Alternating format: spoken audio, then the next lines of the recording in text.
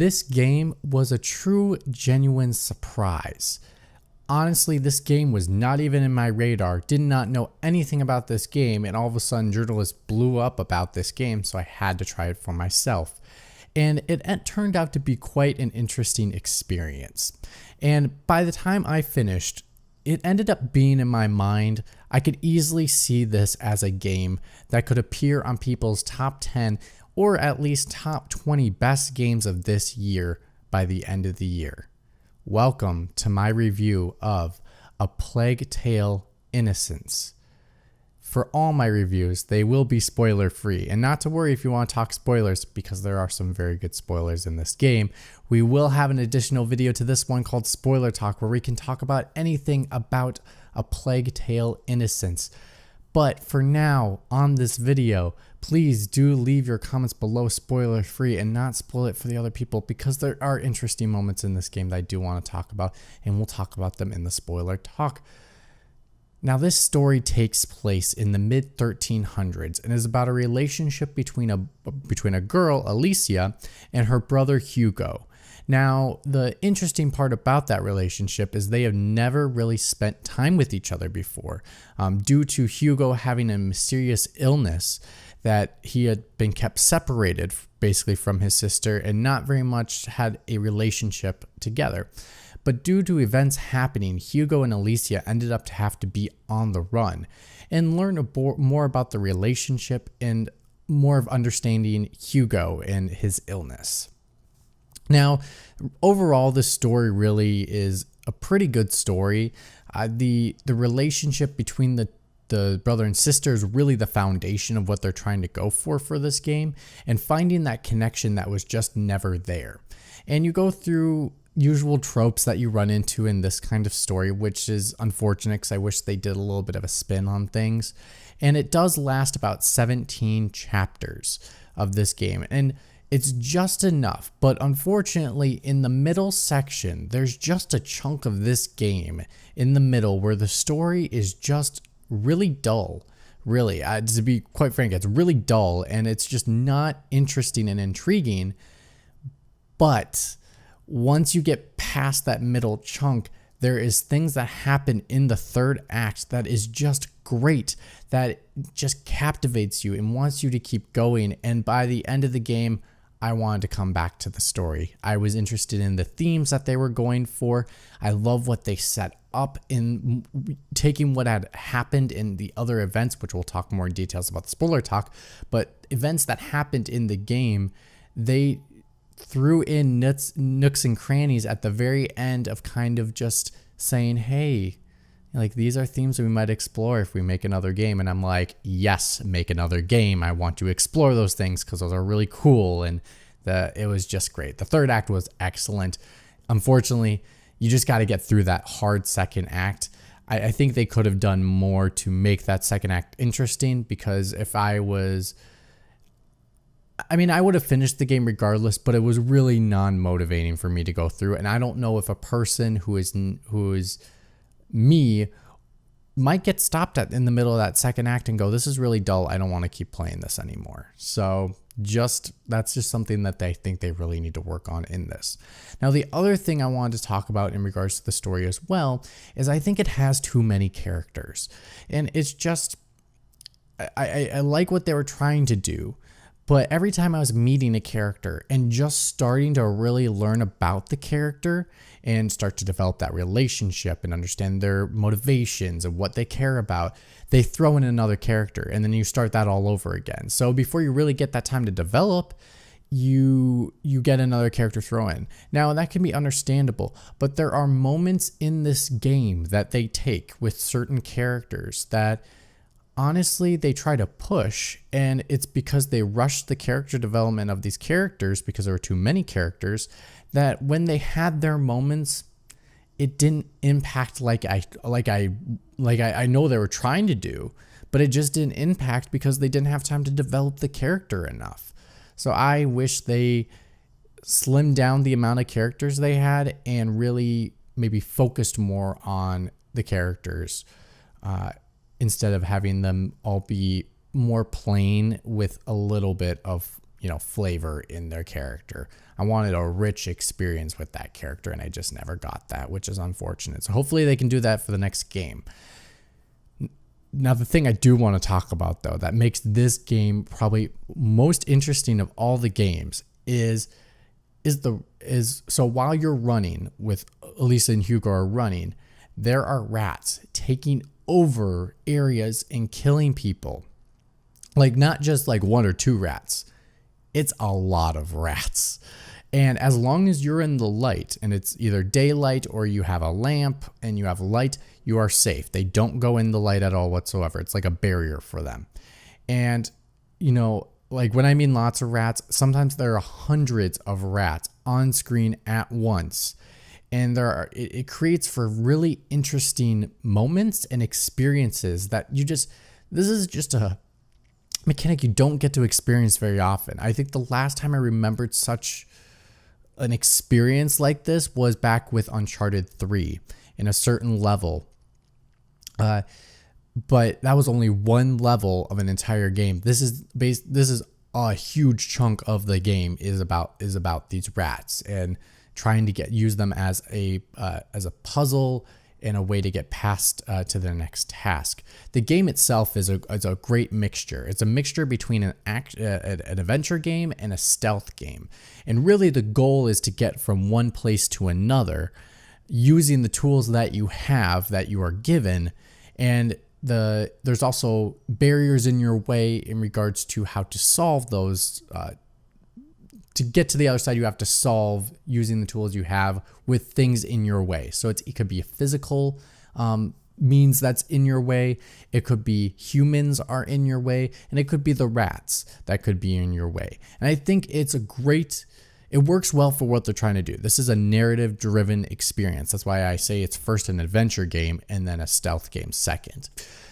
Because I think overall they're trying to push a narrative rather than and gameplay is still a priority to them, but really they want to get you captivated in the experience that helps drive the narrative, which I think is in their strong suit, even though I do have those issues about that second act and some of the characters, but they do a really good job of really saying this is what's important, and they really show it in that.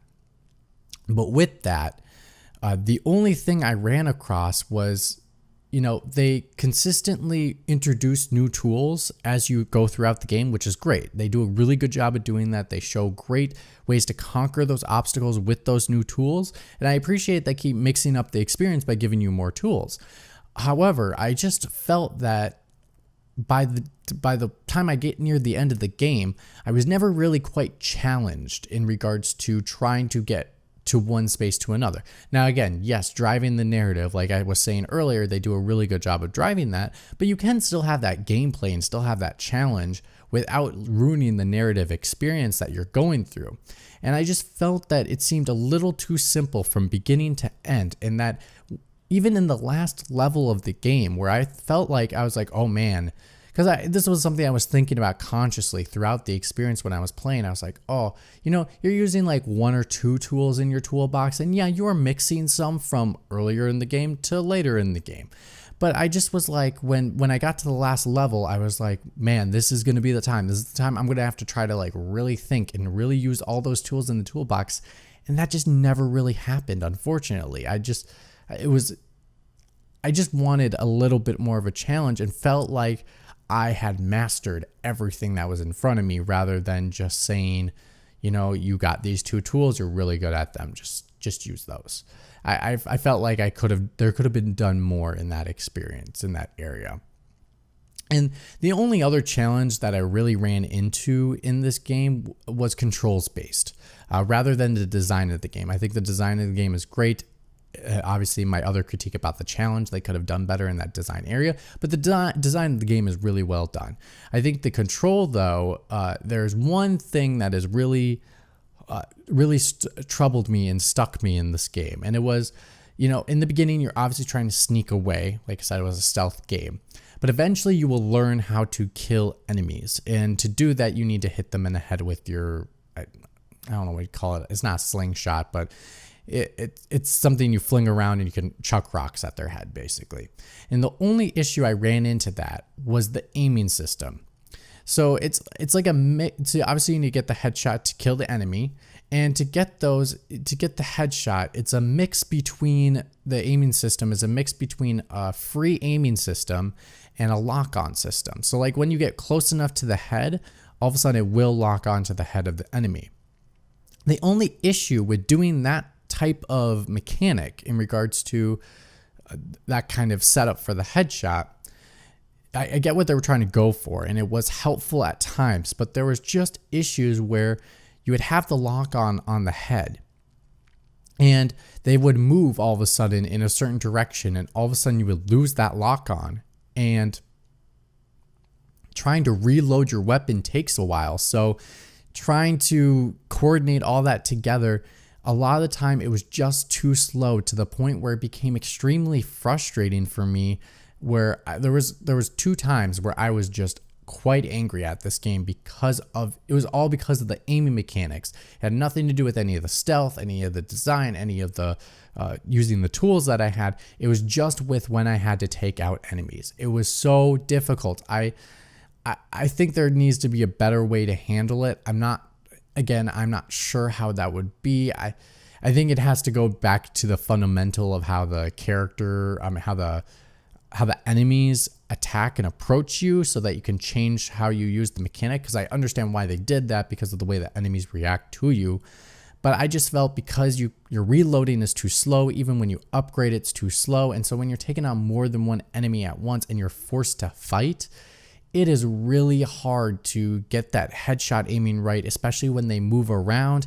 It just didn't work for me in a couple scenes, and it became extremely frustrating, and including one scene where there was supposed to be a character moment where I was just more frustrated about the mechanic than I was about the narrative and what they were trying to push. And again, that character was underdeveloped anyways, so for me, I didn't feel it even when it was happening the first time. So we'll talk about that person in the spoiler talk, but it was just frustrating in those moments, and I could see people having the same type of frustration in those moments as well.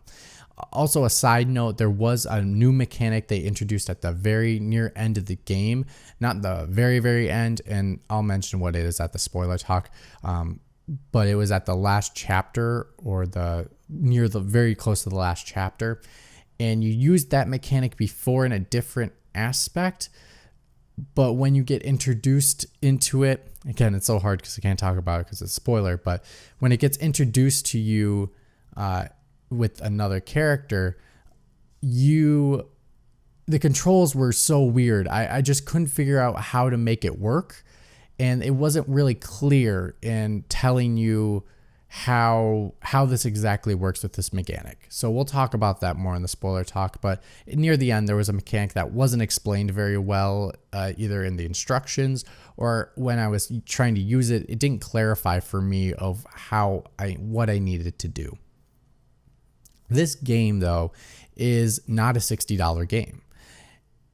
Obviously, the things I was talking about, I mean, the graphics look great, the animations are good, but to be honest, I think this is a smart move by this company.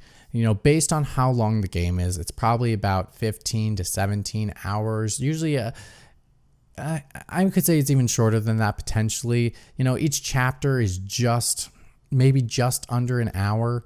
Some of them are very under an hour, but some of them are almost a full hour. So you could say 10 to 15. I don't know why I said 15 to 17. It's probably 10 to 15 hours. And so having it be not a $60 game, I think is really compelling in that aspect. And I also think that it's a $50 game, and that comes off very compelling being $50. And I felt like it was a perfect price for the experience that I got in this game. This was a great demonstration overall of what this studio is and can do. I looked back at what the studio has done because I've never heard of them, and they had done many different games, and it's more of like experiences nothing like this before. This was kind of their first big push for a cool, different narrative experience. They were doing some licensed games for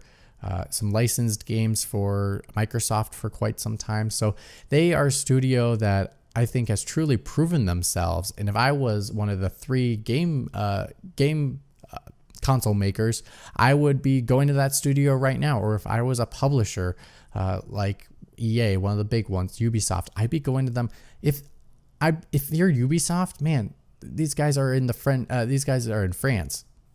Ubisoft, Guillermo, man, get on that. Eve, get on that, man. I would go right there and ask them about what they want to make for their next project. I would maybe get an exclusive from them or something, because I think this team has some talent, and I think the rat mechanic itself is really interesting, and I think the animation and everything with the creative problem solving with the puzzles, I think overall it works so well, and I think it's a well done experience from these guys. So I'm excited to see what they have in store next, and hopefully maybe even a sequel, because again, they set up some great stuff at the end of this game. This game is definitely worth playing, and again, I easily see this on people's possibly top 10, even top 20 for sure, best games of this year. So that is my review of A Plague Tale: Innocence, which, man, I understand why they have the title and call it A Plague Tale: Innocence, but God, to be honest, it's not a great title. They really need to change that title. So what did you think about the game? Let me know in the comments below. And if you like this video, check out the rest I have on the channel here. Freeze Frame Rate, I have a ton. Check it out. Give it a like, share it with your friends. And if you want to keep up with everything I release every single week on the channel, just hit the subscribe button. Don't even have to hit the bell. Just hit the subscribe button. Thank you so much for watching. My name is Mitch, and I'm signing off saying, see you soon.